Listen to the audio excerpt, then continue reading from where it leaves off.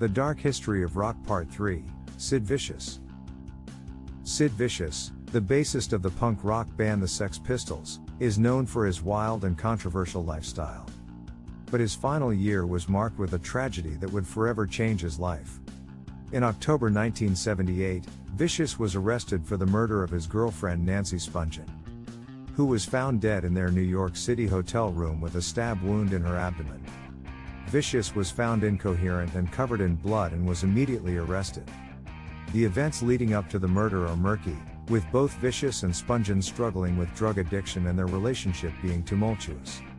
Vicious had also been dealing with the recent breakup of the Sex Pistols. And it's said he took 30 Tuinal tablets on the night of Nancy's death. Numerous people came and went to the party during the night. And 2 people who had been to the party said Nancy was alive at 5 a.m. The trial was highly publicized, with Vicious initially pleading not guilty but then changing his plea to guilty. While in jail, Vicious attempted suicide by slitting his wrist with a smashed light bulb, but was saved by a guard. In November the same year, Vicious was released on bail with condition he would stay in New York. The Pistols' manager McLaren firmly believed Sid was innocent, and claimed that the knife was left in the open and the couple had their money in a drawer. What if Nancy caught someone stealing their money?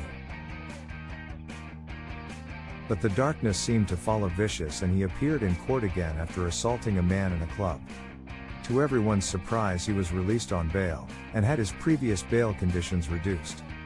On the morning of 1 February 1979 he bought heroin from a friend in Manhattan.